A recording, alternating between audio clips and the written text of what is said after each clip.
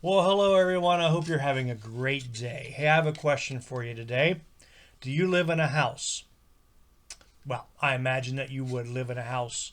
Most everybody watching this video is watching it from their house. Now, when your house was built, do you think that it was built crooked? Probably not.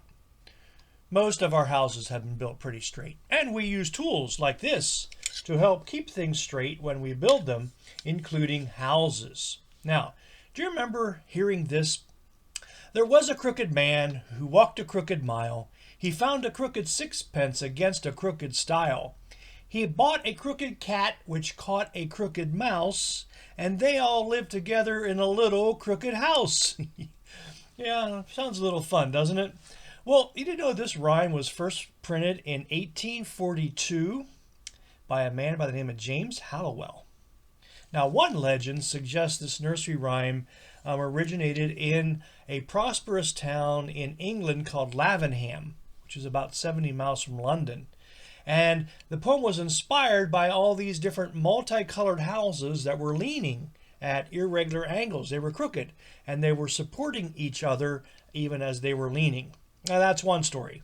Another story states that the poem, The Crooked Man, originated from British history and was referencing a political treaty or agreement between England and Scotland. And it refers to the fact that although there was this agreement between the two countries about some of the differences they had, the agreement was less than perfect and it felt like everyone was living in a crooked house. Interesting point, and I think I can understand that a bit. Now, most of us would not want to live in a crooked house, would we? No. We want to live in houses that are solid and straight. Can you imagine being in your bathtub or shower where all the water runs to one end because it's crooked? No, we like things that are straight. In fact, our governments, even our local governments, have rules and guidelines to follow. So our houses are built straight and solid. You know, Jesus talked about building houses. He talked about how important it is to plan and to make sure you have all that you need before you begin a project. Luke 14:28 says, "Suppose one of you wants to build a tower." This is Jesus talking. "Won't you sit down first and figure out how much it will cost? Then you will see whether you have enough money to finish it." And I imagine we all have heard about building a solid house rather than a weak house. Do you remember the story that Jesus told in Matthew 7? "So then, everyone who hears my words and puts them into practice is like a wise man. He builds his house on the rock. The rain comes down, the water rises, the winds blow and beat against that house, but it does not fall. It is built on the rock. But everyone who hears my words and does not put them into practice is like a foolish man.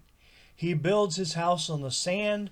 The rain comes down, the waters rise, the wind blows and beat against that house, and what happens? It falls with a loud crash." Now, I don't want to live in a crooked house that falls down. I want to live in a house that's straight and that stands for a long time. In fact, I even like to walk straight and not crooked.